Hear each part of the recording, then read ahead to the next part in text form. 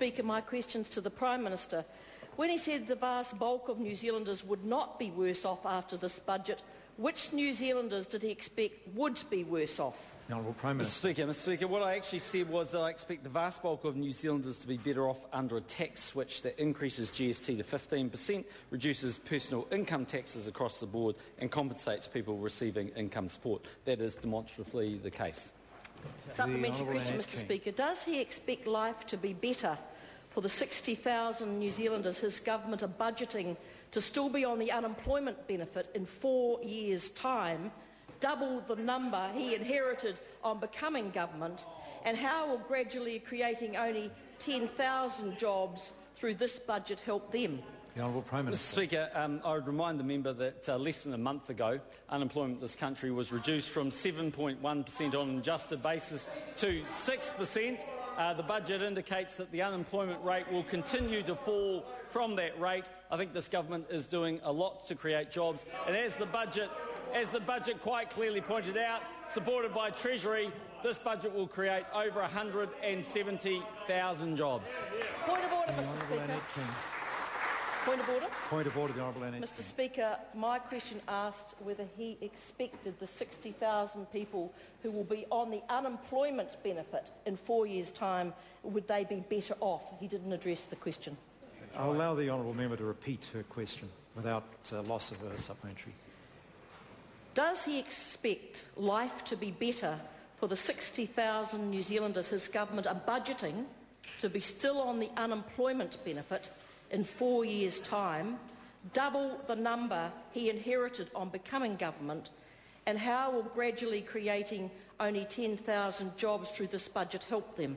Honourable Prime Minister. Mr. Speaker, well, firstly, it's a hypothetical question because no one knows who's going to be on the unemployment benefit. But what I can say to anyone on the unemployment benefit coming off that benefit, they are far better off under a national government because they'll almost certainly face a tax rate of no more than 17.5%, half what they used to face under a Labor government.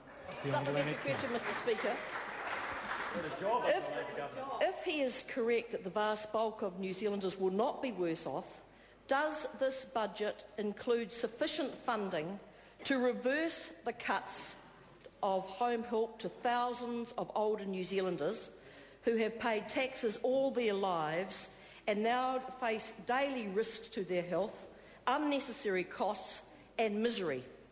The Honourable Prime Minister. Mr. Speaker, the answer to that is that this budget provided more money for health than has ever been before in New Zealand's history, $14 billion. Those matters are operational and will be taken up by the DHBs. Point of order, Mr. Speaker. Point of order, the Honourable Annette. Mr. Speaker, I didn't talk about the health budget. I asked was there sufficient funding to reverse the cuts to thousands of older New Zealanders? Order.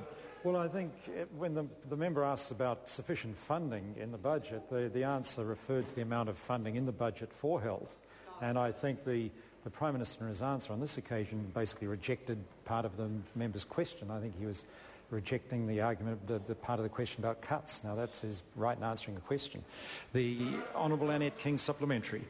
Supplementary. Does he believe this budget will reduce the underclass in New Zealand, as he has previously described some New Zealanders, and which he said was to the shame of us all, in light of the fact that thousands of New Zealand children will get little or no benefit from this budget and can't even see the first rung of opportunity ladder that he likes to talk about? The Honourable Prime Minister. Mr. Speaker, I think there are a number of things in the budget will help. One of those is the funding that goes into education to provide national standards to make sure that this as a government takes it seriously, that young New Zealanders can read and write properly.